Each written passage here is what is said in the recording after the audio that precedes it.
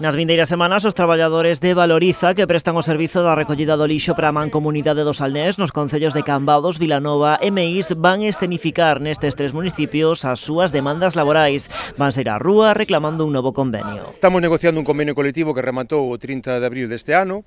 Tamén o 30 de abril deste ano rematou a concesión do servicio mancomunado da recollida de lixo dos concellos de Vilanova, Cambados e Meis, e coinciden os dous porque temos que recordar que no ano 2023 tamén tuvemos un problema coa negociación do convenio e de aquela o argumento que utilizaba a propia empresa Valoriza era que o contrato que tiñan non lles daba para dignificar os salarios. Non? E para que iso non volva a pasar, exixen que as melloras que se pacten sexan incorporadas ao prego de condicións do concurso de adxudicación do servizo. Dende a CIGA lamentan que dende o organismo comarcal estean empregando os mesmos argumentos que nas negociacións de 2022. Nós o que queremos é chegar a un acordo con eles para que o convenio salga publicado nas condicións dos propios pregos do concurso e as empresas que opten sepan realmente cal é o coste salarial. Por lo tanto, é dicir, non ten sentido, están utilizando os mesmos argumentos que fai 3 anos.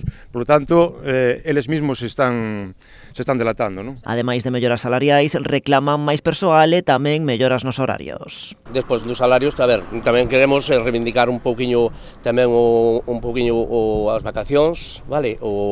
As horas, os días que traballamos festivos, bueno, ter un pouquiño que nos dean tamén un pouco de margen aí. Aseguran que resulta imposible manter comunicación co presidente da mancomunidade para acordar tan sequera unha data para reunirse e avanzan calendario de protestas. Vamos a empezar o luns día 13 diante do Concello de Meis, o mércores día 15 tamén diante do Concello de Cambados e o venres día 17 diante do Concello de Vilanova. Todas elas van a ser a 1 da tarde, coincidindo coa finalización do servicio. O seguinte paso, advirten, convocarán xornadas de folga entre o 24 de xullo e o 9 de agosto.